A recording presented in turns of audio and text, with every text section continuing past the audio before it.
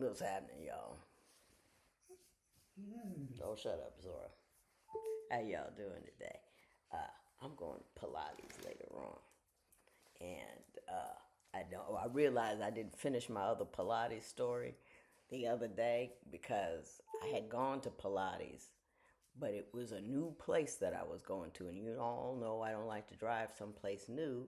And I got all turned around. I got in the parking lot, and I parked far away from the Pilates place. And by the time, why is this doing this? I'm having issues. But anyway, I parked so far away from the actual place, and it was so much warmer that I thought by the time that I got to the place, I was funky. And I was so scared. I was sitting around like this, and during class, luckily the reformers are far away from each other, and I was doing, and all I could think of was do it perfectly, Lynn, so she doesn't come by and have to correct you because you smell so bad.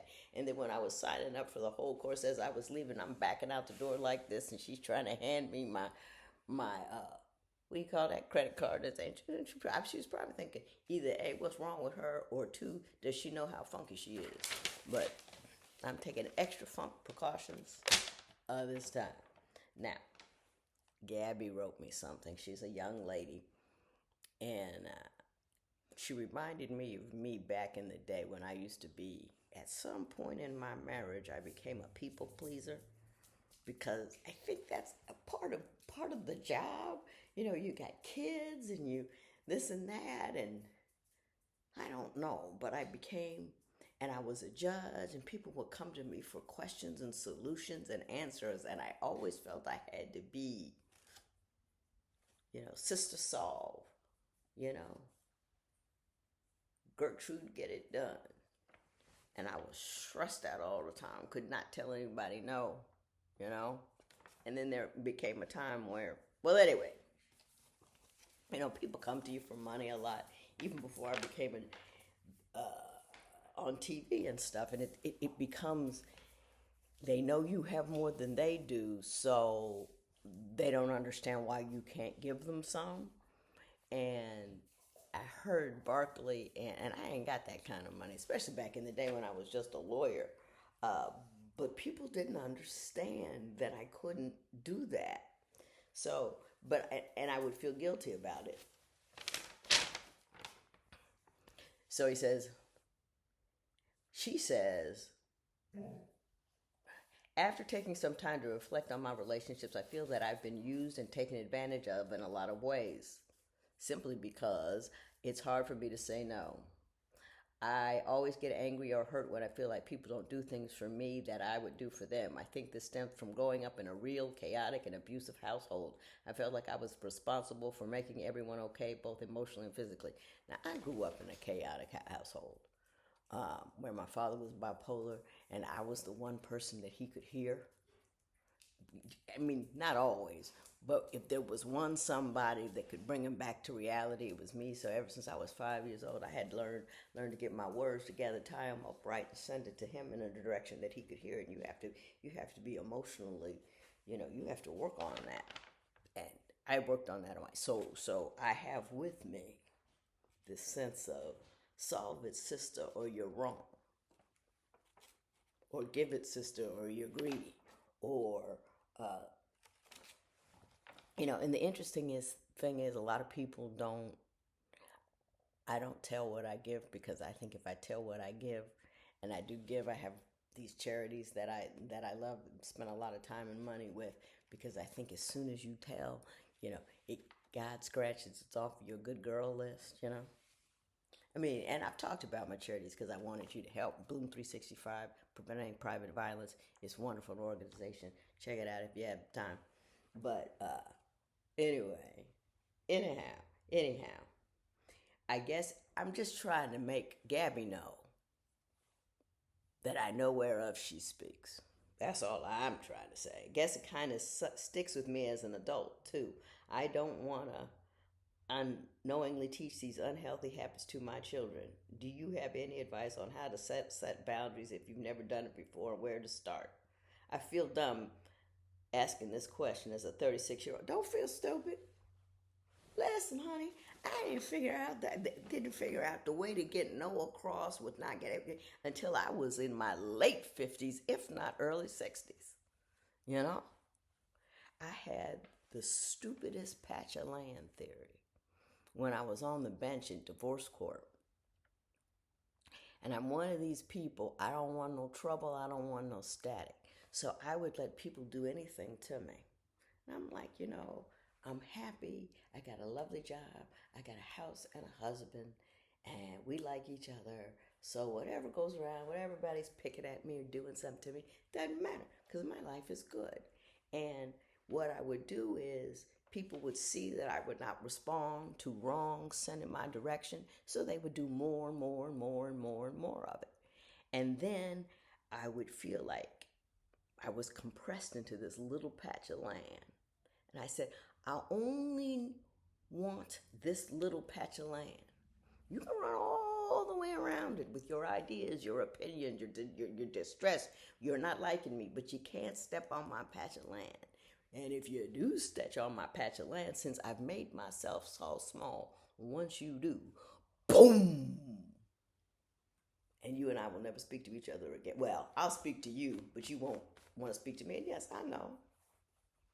I have bleach right here, bleach. You know why? Because it's my favorite shirt, and I use bleach when I clean.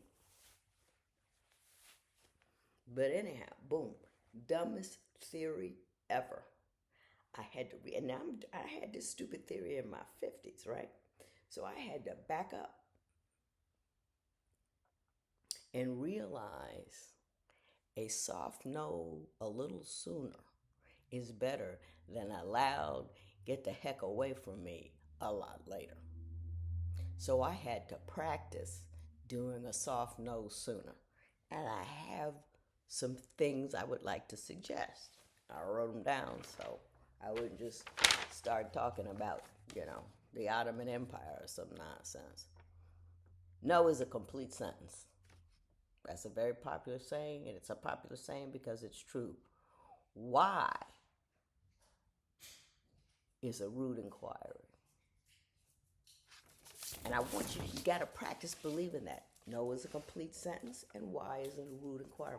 Why can't I have your money? Why can't I have your time? Why can't you stop what you're doing to help me do what I'm doing, even though I never do anything for you?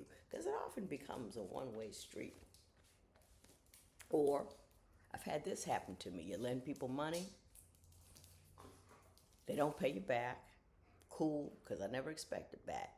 And they ask you for more, and you lend, because they're in a hard spot, and you lend more, and then you lend more, and then you lend more, and then you realize after a while, you're the bank. This person is not making better financial decisions because you have empowered them, you have enabled them not to. My mother tried to explain that to me years ago. I didn't figure it out until I got into my third situation like that. But you wouldn't think what happened to a person like me, but it did. Hey!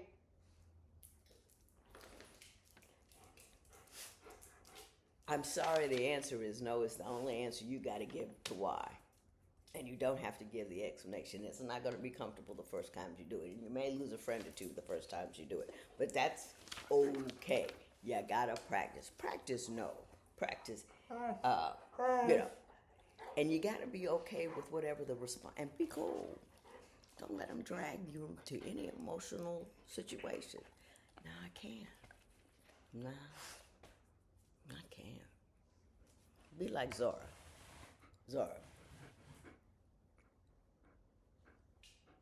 Stare him down. Don't kiss him, but stare him down. No, and be nice. Oh, I do the nicest nose. No, I can't. I'm sorry, I can't. And you got to practice. And maybe you can just do one a week. And if you aren't ready for that, I don't know how you guys keep messing up my electricity. That's all anyway. If you can't do that, start slow. Zora, really, I can't commit to that right now. Let me get back to you.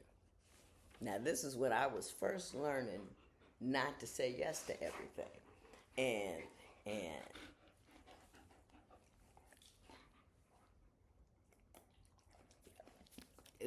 first learning not to say yes to everything as an adult.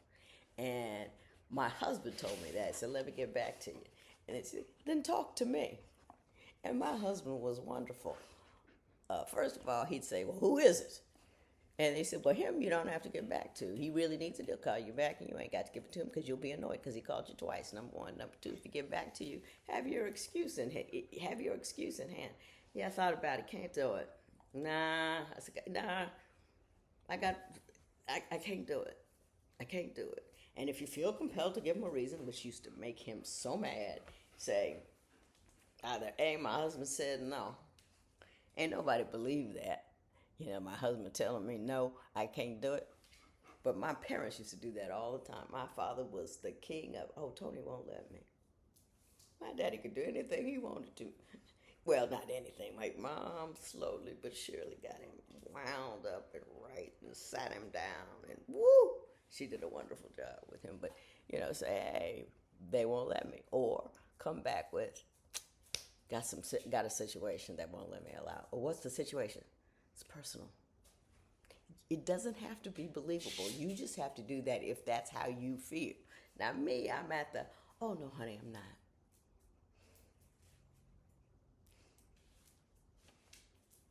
And you can learn that. But more importantly than any of the small progressive states, and you can think of your own ways to do things. This is how I climbed out of my stupid.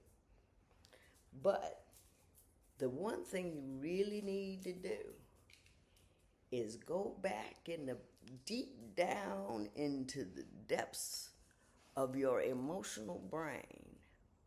Pull out whatever belief system you have about requiring you to please everybody. Pull it out and just start smacking it around. You gotta. Yep, my mother used to say, you're going to keep doing what you're doing if there is a real solid reason why you're doing it. So if you're afraid to displease people, you got to dig that up. Go displease somebody and watch how the world does not fall apart. I had a therapist once who made me write down all the times that I didn't dot all my I's and cross all my T's, and the world didn't fall apart. And the weird thing was, I came back with a list of all the things that I didn't dot my I's and cross my T's, and some really horrible things, really bad things happened. So, you know, sometimes,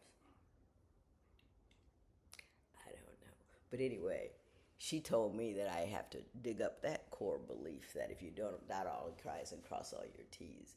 And she says you've gotten that core belief from the fact that you've had a few big oops in that direction. But you have to dig it up and you have to fight it and you got to smack it around. I write them down sometimes. I look at it. Is what am I doing over here a function of this core belief over there? And if this core belief over there is something I want to believe no more, I got to work at it. Got a jackhammer. And dig it up. A couple of you, quite sweetly, have recommended, based upon my, love of dogs and my failure to get into medical school, which now I see as a blessing. Not, I could always do it now. First of all, do you know how long I would have to go back to college, get up? My Lord, I get all the right chemistry and biology. I took some of those courses, but not many. Calculus, I'd have to go all the way through that. That'd take me a couple of years. Then that's 4 years. Then I have to get in medical school, take MCATs. Then I do 4 years of medical school, 2 years of internship, 4 years of residence before I make it any money. And I'm spending a lot of money doing that. I'll be 75 years old, as a doctor. That's number one. And I'm going to be 66 this year. So I want to make sure I'm trying to just have casual income and not work hard. I want to have some fun. I want to enjoy myself. You know what I mean? Because I've spent all my life worrying. Do you see how the sun is coming up where I am and it's just changing my entire life? Situation. Wee. Anyway, I get so distracted so easily. But yeah, I'm old. So I don't want to do that no more. Now I'm going to do one more thing. Somebody challenged me they saw the video of me, and I hope this works because I didn't try it first, of me upside down. And they contended quite accurately. That's my internet setup. That thing was from a long time ago, and I'm much older now, and they doubted if I can do it.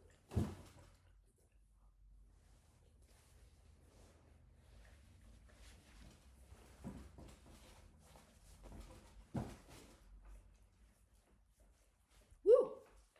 His chair is not as steady as the other one, but turning 66, still got it. Y'all have a great afternoon.